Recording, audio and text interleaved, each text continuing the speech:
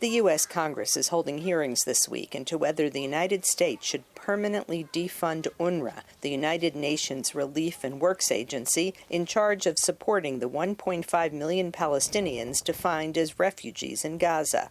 Some major donors, including the United States, have suspended UNRWA's funding in response to recent Israeli revelations that UNRWA staff actively participated in the October 7th Hamas massacre in Israel that killed roughly 1,200 people.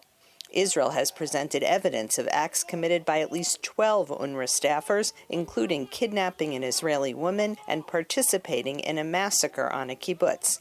In addition, about 10% of UNRWA's Gaza employees have links to Islamist groups, and 50% have close relatives who belong to those groups, according to UN Watch, the watchdog group bringing evidence to the Congressional Committee. UN Watch is releasing a new report entitled UNRWA's Terrorgram, where we expose a Telegram chat group of 3,000 UNRWA teachers in Gaza.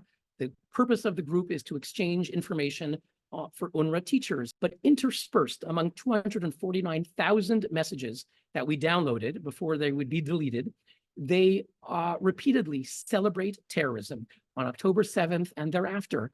UNRWA has a staff of 13,000 in Gaza, most of them teachers in UNRWA schools.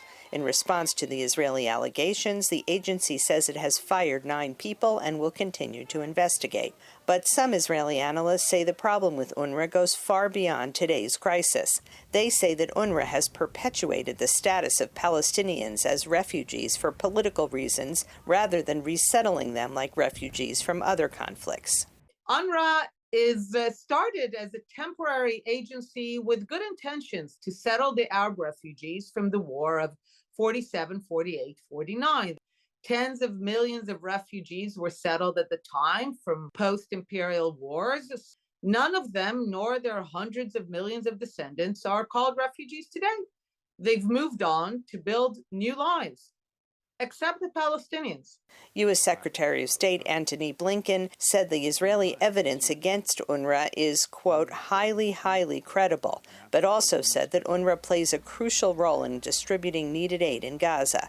Palestinian officials say defunding UNRWA will be collective punishment and make the difficult humanitarian situation during the war in Gaza even worse. This step simultaneously taken during the war in Gaza sends a wrong message. There is a war against the Palestinian people. This decision is incorrect and should be stopped immediately. We urge all these countries to repay the UNRWA because it's a humanitarian issue. Palestinians fear that if UNRWA is unable to operate in Gaza, the more than 1 million people sheltering in UNRWA schools will suffer an even greater humanitarian crisis. Linda Gradstein, VOA News, Jerusalem.